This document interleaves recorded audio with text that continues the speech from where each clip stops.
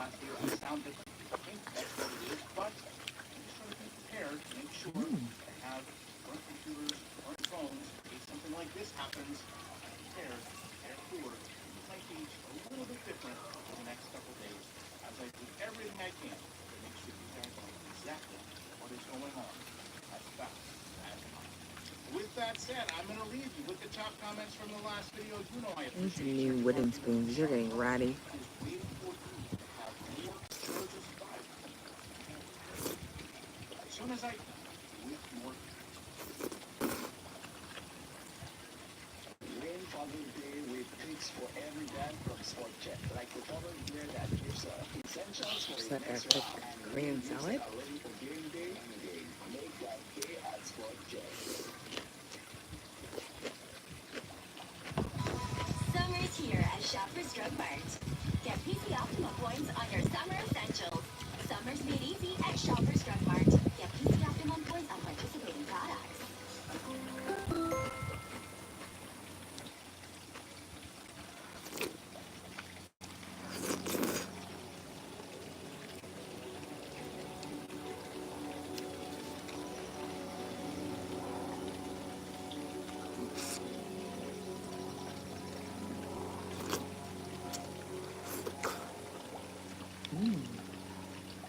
Murphy's Hair, I'm a former cop and currently a private investigator.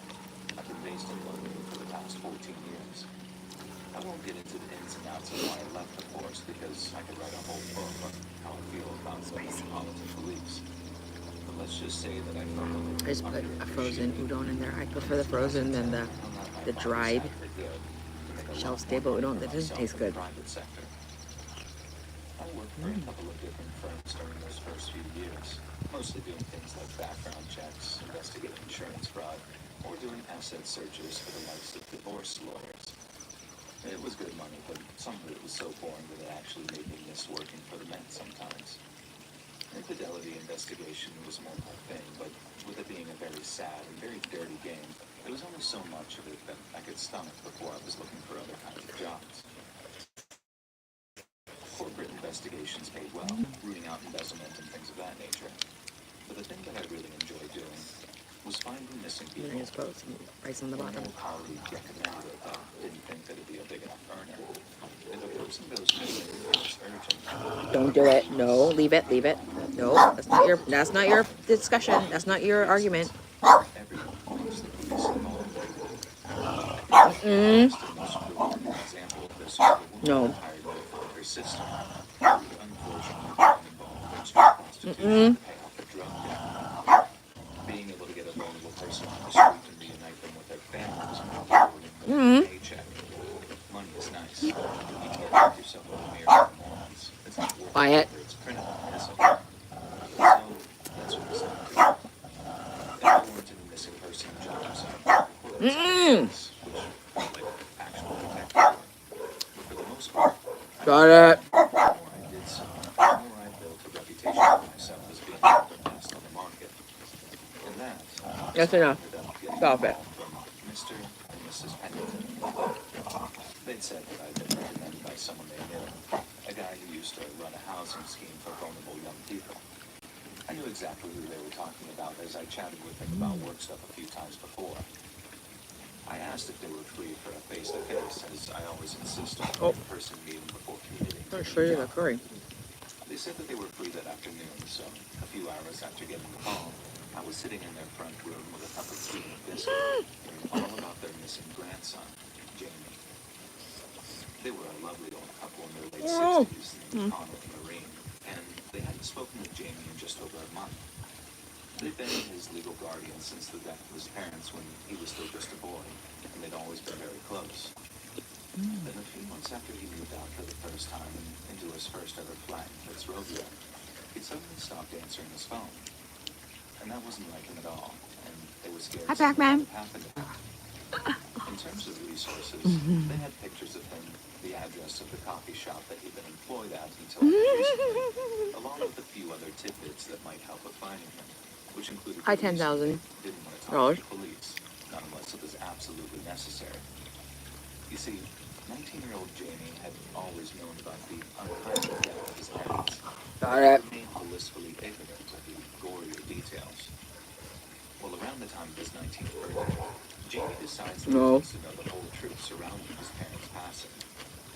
Granddad She's like, well, sits him Mom. down Nope. with a couple of cans of lager and tells him all about the hit and run they'd suffered and the driver who left them for dead. If he'd stuck around and called an ambulance, maybe they'd still be alive. But since the cowardly bastard didn't fancy the jail time, he scurried off without bothering to call 999. Someone saw them lay there, lying there in the road, all broken and bloody and gasping for air, when they rushed to call an ambulance. But it was too late. And sometime between the call and the ambulance's arrival, Jamie's parents passed away at the roadside. Left her away from your Deaths face. he could handle, but the hit and run was another kettle of Okay. fish altogether. Mm. Connell and Maureen said he seemed a bit down for the weeks that followed, and he didn't seem himself when he came to visit.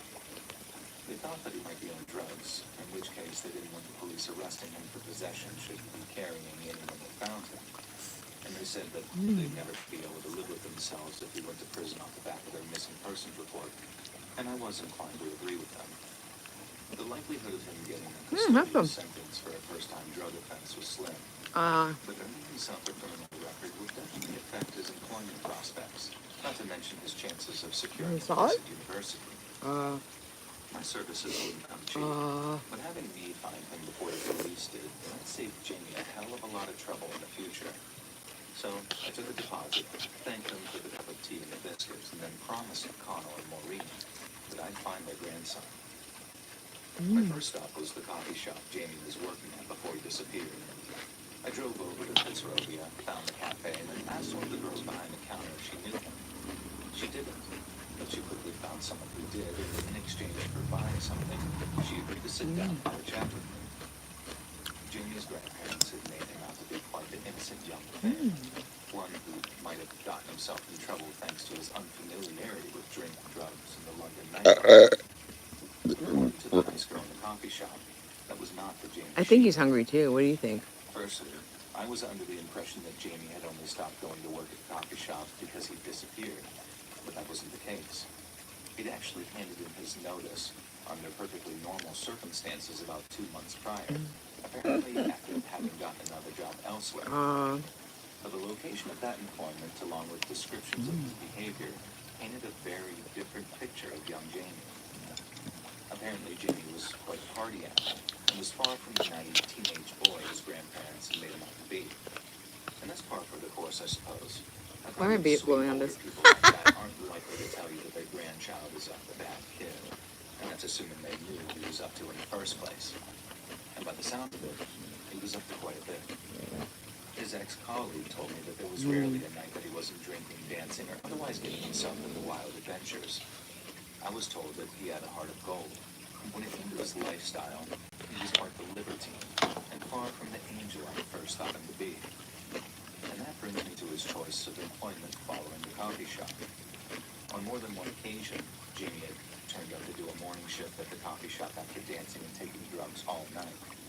He'd apparently pulled it off with style, but when he started living a full-on nocturnal lifestyle, it was clearly time to consider alternative employment. And so off he went. I keep feeling like I'm eating your hair. His former colleagues said that the place had What's been a wrong with him? regular haunt of his, one of What's those wrong with my hair? quote-unquote Who else's hair would be? secret underground bars I wanna talk that's about it. only known by its Soho street address. To her, it sounded like he was there so often he was practically a piece of furniture. And in the end, one of the managers offered him a trial shift. Shaking cocktails and chatting at parties sounded a lot more This is peaceful, ridiculous. so it was bittersweet to hear that he was Stop leaving. acting so weird. But after some leaving drinks at the local pub, she wished him luck and offered him to turn his party lifestyle into a I profession. just came back from the lake. The girl Well, I went at to the thrift coffee shop store was only too after. happy to help me after hearing With that Princess. I was going missing. And after wishing me luck in finding him, she gave me the name of the bar Jamie had been working at. And then off I drove to Soho to talk to the people at that bar. The place didn't open up until 9 at night, so I went home for a few hours before driving back. I had to try and talk my way past the bouncer, who wouldn't let me in without paying the exorbitant 20 quid non-members entrance fee. And he eventually relents and radios for one of the supervisors to come out and have a chat with me.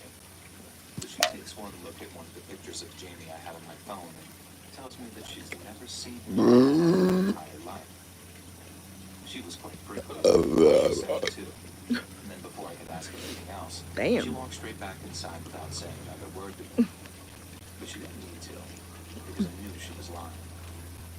When you show somebody a picture of someone I wish. they've truly never seen before, they actually look and think for a good couple of seconds before giving you a definitive answer. If they do Fly recognize like the a person, they always answer bird much faster and genuinely away. speak. Hi, be true. Exhibit a tell, be it raised eyebrows or a softening of their features, which lets you know that there's been Came right on time. Did you hear that burp? the supervisor glow ticked both boxes.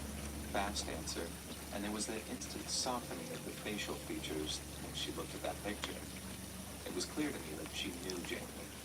So then, why was she trying to hide it? What's my dog doing? What's right I here? ended up paying the 20 entrance fee just to get a feel for the place Jamie had apparently spent so much time in. It's tired.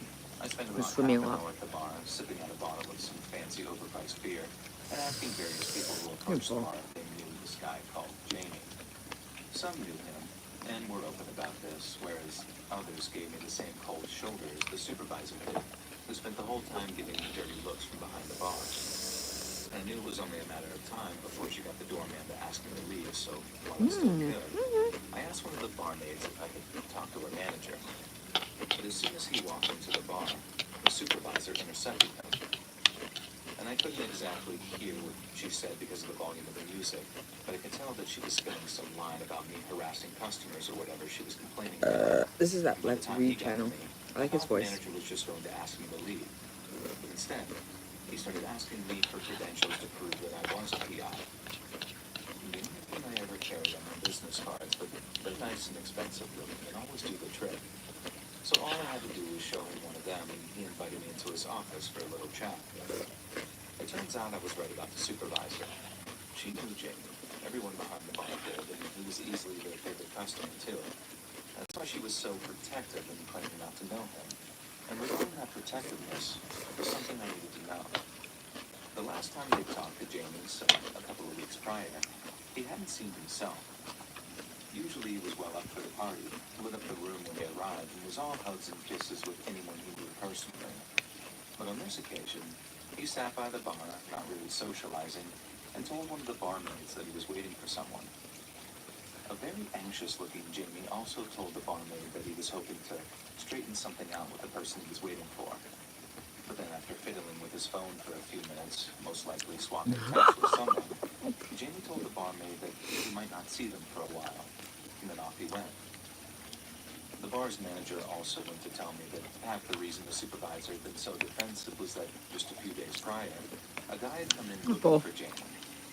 When the super asked who the man was, she'd never seen him at the bar before, he got very defensive and started demanding to know where Jamie was.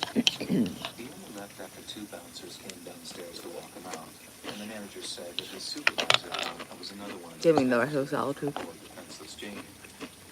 They were all worried about him, and they were going to be devastated when they heard that he hadn't been checking I'm having his dessert. grandparents. Let's see what I'm I having with also dessert. offered to put the manager in touch with Connor and Maureen, just to give some peace of mind that I had their grandson's best interests at heart. I guess I'm having with dessert. But appreciated the offer and said it did indeed do a lot to reassure him. And he also added that if he had to make a guess, he'd suggest Camden, where an old regular customer/boyfriend of Jamie's lived. And that's how I found out Jamie was involved in prostitution. The job that had more suited his lifestyle wasn't behind the bar of that trendy underground place in Soho, or at least not behind the bar anyway. The employment that could pay more cash than that coffee shop, and that allowed him to mostly work at night, was sex work. Damn, I'll be right back. As you can imagine, this complicated the situation a great deal. For the most part, people who sell their bodies often put themselves in potentially dangerous situations on a near nightly basis, and they also tend to deal with some very shady people. Jamie could have pissed off the wrong client, ended up in debt with a pimp or a dealer, or simply gone home with someone who took their little games to the bar, maybe even fatally far. The absolute best I could hope for was that Jamie really had gone to shack up with this older customer or partner or whoever he turned out to be, and was keeping himself out of trouble.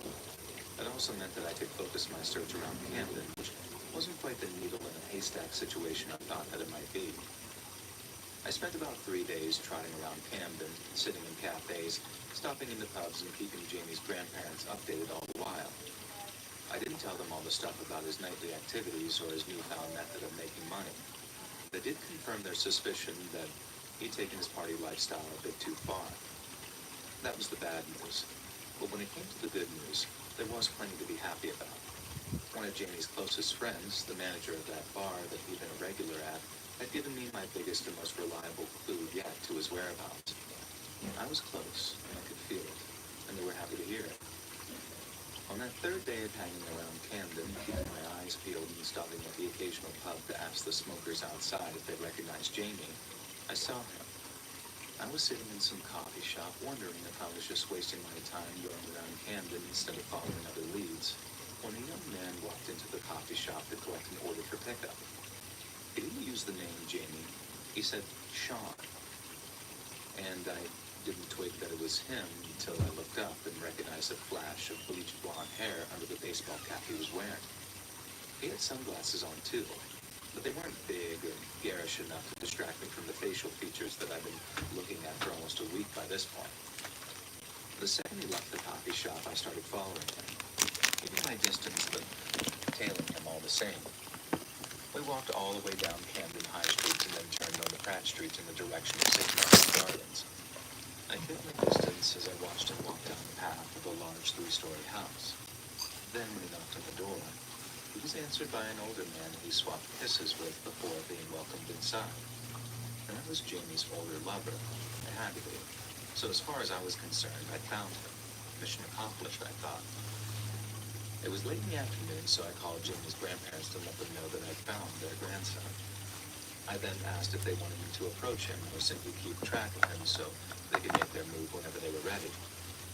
I recommended they do it soon because it seemed like he was in trouble with someone, and there was a chance that he might move on somewhere else if he thought he was being followed.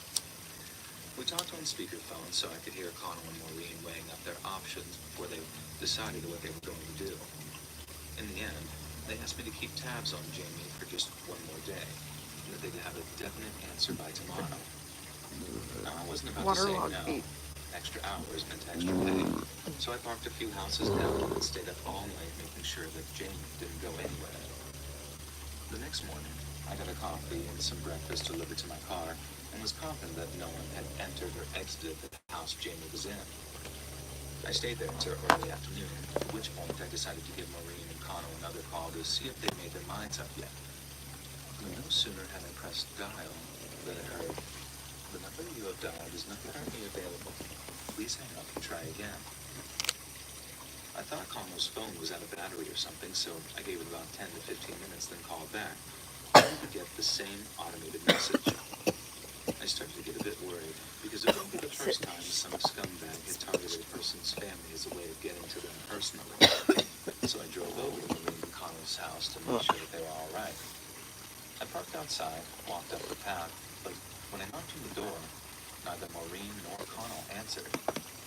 Instead, it was a woman that I'd never seen before, who at first didn't seem to recognize their names. It was only after I explained who I was and that I'd visited not a week prior that she seemed to remember who I was talking about. She then explained that she was house-sitting for them while they were on holiday. I remember asking if they'd gone on holiday in total disbelief, because I'd spoken to them only just the previous week. The woman explained she didn't know what I was talking about, that she was just the house sitter, how she was sorry that she couldn't be of more help. I felt I wanted the coconut one, but I couldn't reach it. There's only one left. It was like way in the back on the top shelf. Sure that I hadn't totally misheard her. Connell and That's Maureen good were too, the though. homeowners, yes, but Strawberry? they'd gone on holiday that very same morning, apparently after having arranged it It's like months strawberry milk. prior. I told her there must have been some mistake, that they couldn't have gone on holiday. And at that, the woman started to get visibly agitated. She told me there was no mistake and that she couldn't help me, and that I should try calling Connell and Maureen again once they'd landed. The dead phones were probably because they were on the plane and switched them off. I walked away more confused than when I arrived, and after trying his mobile a few more times, Connell still hadn't switched it back on. My mind was ticking over big time, wondering why a man would switch his phone off and go on holiday when he's just paid a lot of money to have me find his grandson. And the more I thought about it, the more I got this horrible feeling in the pit of my stomach. I spent the next hour or so weighing up my options so I could take the best possible course of action for all involved. And in the end, I settled on warning young Jamie that his grandparents might be in trouble. I drove back into Camden, parked up by that St. Martin's Gardens, and then walked down the path of the house that I'd seen Jamie walk into. I rang the doorbell first, and it sounded a little bit too loud, but the door wasn't all the way closed. So I gave it a knock, only to find it creaked open a bit under the force. My bad feeling was absolutely peaking by then. I'd been on the job long enough to know something was very, very wrong if a front door hadn't been shut properly, and there was no reply from anyone inside when I started calling out for somebody. I started to search the house, going from room to room until I eventually got to the master bedroom on the second floor. All these flavors I are so pushed good. open the door, Like the melon, and there they were. like the Jamie, along with his older customer turned boyfriend, were lying in the bed, yubu? No, and from the looks of things, they'd been butchered. purple yam. There was blood everywhere, so much of it that I knew that there was no chance either was Purple alive. one? Really good. But I could also tell from the way they looked that They're all good. they'd only been dead for maybe a matter of hours. Of course, I called the police, waited at the scene for them to arrive, and then told my story twice in detail. First to a uniformed officer, and then to an officer from CID once it had been established that 2 murders had taken place. I didn't need to be fingerprinted or anything because as a former Met officer, What flavor is my that, fingerprints fish? are on file. This But I is, did have to give an extensive interview describing exactly how I came to be involved with the case to begin with. But the more I talked it out with detectives in the weeks and months that followed, the more I started to realize what had actually been happening. It's like strawberry milk Connell and ice cream. Maureen weren't just really Jamie's grandparents, and they probably weren't even named Connell and Maureen either. The woman whose house they'd used in their ruse told us they'd turned up one day. And If gave you her lick an it, I offer she swear couldn't I'll refuse. punch you with it. Clear out the house for a few days and hand over the keys, or they'd burn it down with her in it. They gave her some Your money answer's as a supposed to be reward, no. or like something to make sure she stuck to the story they'd given her. I'll get my When the own. police got involved, she was so scared that she handed over the money right away. Mmm. 10,000 pounds, untouched and still wrapped in plastic in a shoebox. They'd completely pulled the wool over my eyes, and in doing so, they conned me into tracking down a person they wanted dead. And these murders went unsolved. It wasn't clear if all the butchery meant that it was a personal thing, or if a professional had dressed the scene up to look like it was a personal thing in order to confuse the police. It looked like someone had savagely attacked Jamie and his lover while they slept, but there was also no sign of forced entry and no evidence of anyone else having been in the house, save for the stab wounds on their body.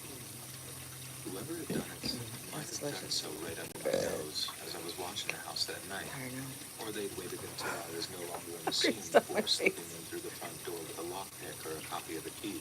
I'm tired. And aside from the obvious details, the whole Gma thing needs was a nap. total mystery. Forensics even checked over that house that I'd first met them in for any DNA or I do all of the things I got. Maureen or Connell might be. Some really But good they things. had I the need to place try them all on. completely scrubbed before allowing the woman to return home. And with the owner herself saying it smelled like a hospital for days afterwards. The identity of Jamie's lover also remained a mystery, or at least outside of a select few it did. You wouldn't believe what I scored today, though, you guys. You wouldn't believe the Sheila score today. To keep his name out of the papers once it had emerged who he'd been cheating on his wife with. They filed all kinds of injunctions with the high courts so that when all I'll show you was said and tomorrow morning. done, Jamie's murder was relegated to just a few common inches that Cliffhanger. was never followed up on. Cliffhanger. In the past, I've spoken to Nobody private cares. investigators who've talked about Nobody having cares. that one case that always sticks with you. And for a long time, I could eat wondered like which case would 3 of ever be those, mine. usually. But after Jamie, I don't wonder anymore. Yeah, maybe 2, not 3. I think by the 3rd one I'd be sick of it, It'll but always be with me until the day I I put die. Korean pepper powder, but I don't have any cayenne powder. Sprinkle Korean pepper powder all over the fucking plants and shit. Help me. For a clean, crisp taste. Think it works. Easy to enjoy. I'll let you know. Keep it posted. I forgot to look for gardening tools. As soon as you look at So I was a dresses. cop for Like an 15 idiot. years, mostly Oh my working on God. financial crimes.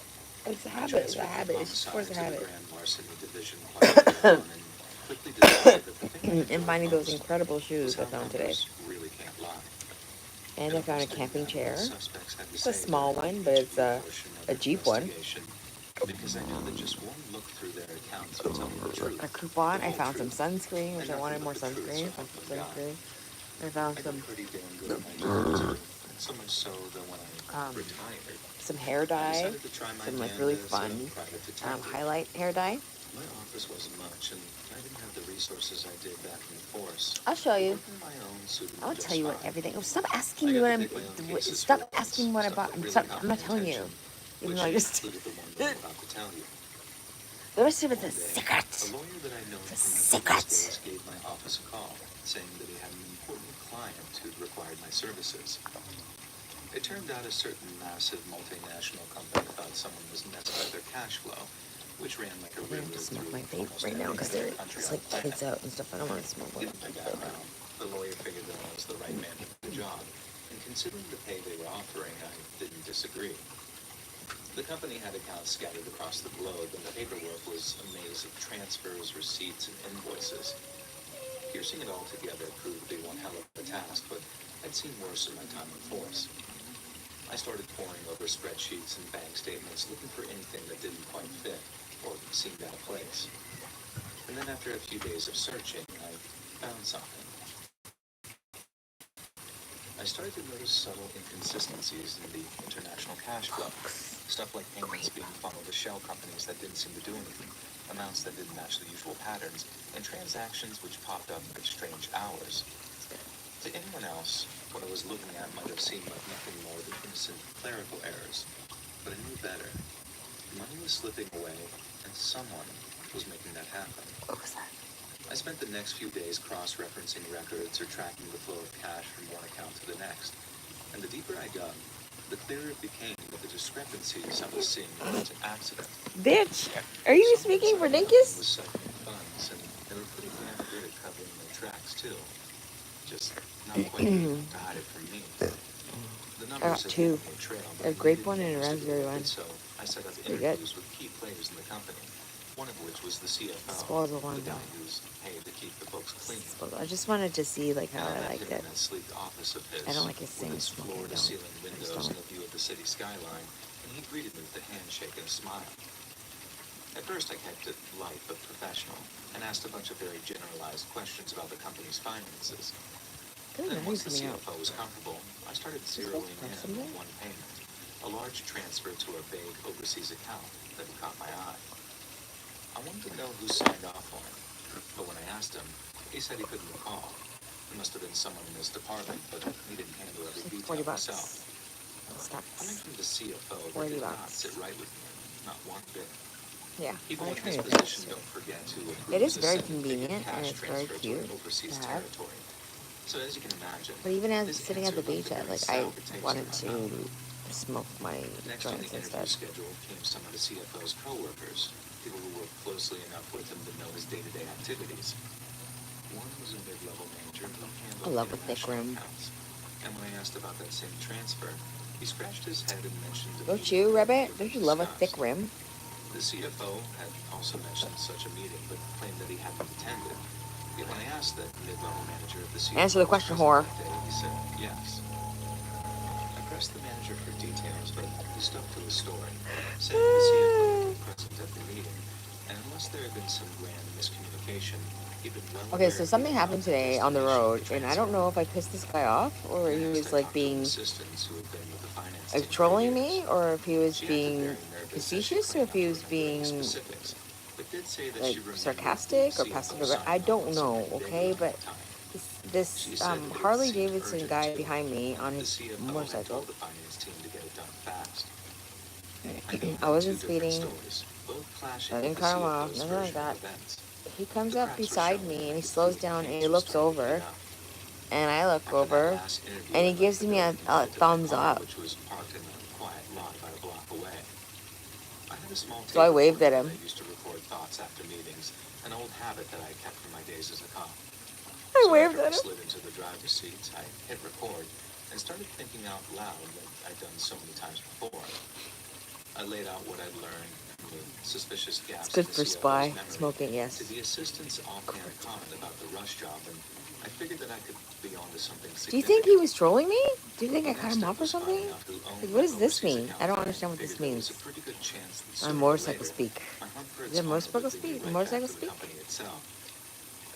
After that, I remember saying something about I was how like, the oh shit, and then I CFO waved at him. What if he was pointed mad out and he was like going, could prove nice to be a job, huge case of asshole. international And I was wire going, fraud, but I hi. never got to finish that thought. A sudden crack split the air, and before I could react, my driver's side window exploded inward and showered me with glass. I don't know. Instinct kicked in, and I ducked down and I seized, but I didn't move fast enough. 4 shots. I was trying to figure that rang out to the since it air. happened. The first bullet Figure it blew out. a hole through the dashboard just above my lap. It splintered I'm the hoping I plastic didn't insult of him the somehow, vibration that I of the didn't back of my notice. thighs. I definitely The didn't cut second him shot off. grazed I my don't left do that. shoulder, slicing through my jacket and shirt. And I definitely didn't, like, Blood welled up instantly, I didn't soaking honk my or sleeve as I jerked anything. sideways and slammed my head against the I don't steering know. wheel. But it The was. third bullet punched into the passenger seat beside me. Maybe I missing my break lips too by a hard matter of for him? inches. I don't know. I felt the seat I shatter don't think as so. it slammed through the stuffing. I don't break hard. And my heart was like a I jackhammer can't in stand my that. chest, and It's such a adrenaline big screamed pet at me peeve. to flee, but So I there dress was no like time this. to process what was Fuck. going on before the fourth shot hit me So square in the angry. jaw. Your slow. And everything changed. Your stop should be like a The gradual. impact was like a sledgehammer swung full force. That's in my like how I face, like my stop. and I'll never forget the feeling of the pain suddenly Like that. exploding through my Like a skull. gradual stop, not like The a bullet entered just below my left cheekbone, fucking whiplash every time shattering you fucking bone and stop. teeth as it carved a path. Terrible driver. I felt the crunch of it breaking apart, fragments grinding against each other as the slug ripped through muscle and exited just below my ear. My mouth flooded What am with I blood, listening to? but also the This is sharp like grit of disturbing. Okay. I don't even know what he's talking about. So it sounds like a little bit disturbing. access as shock set in. Something about a gun slug going through his body. I'm not really sure. What? What is happening here? Really, scam retrospective. There's so many ants around here.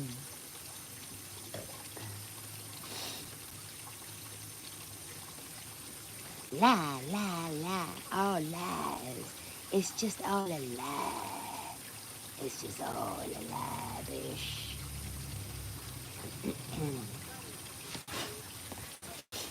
Hi, how are you? How's it going? How's your day? Did you have a good day? Yeah, I hope you did.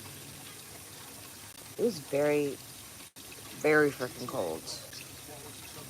It started off very, very cold this morning.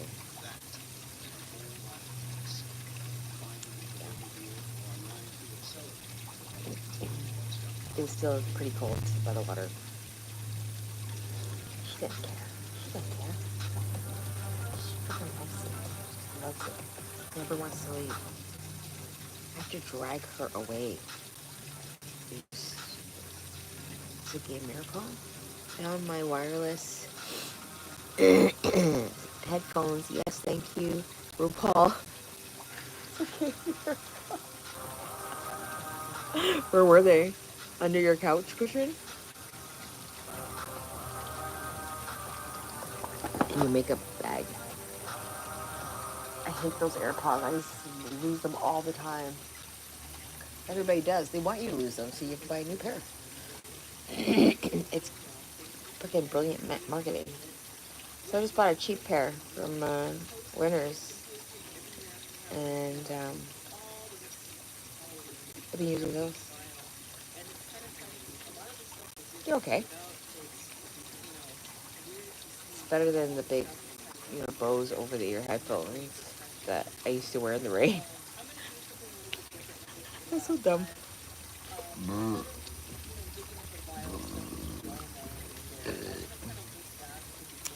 What could there possibly be for you to be eating on a computer, Aunt? Get off of my computer. The pin curls is hurting my head. Hell no.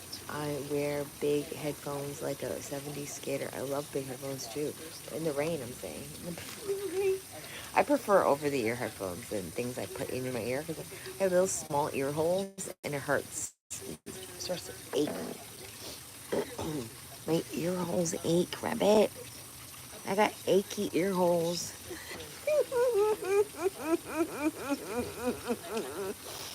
Don't break my heart, my achy, breaky ears. They just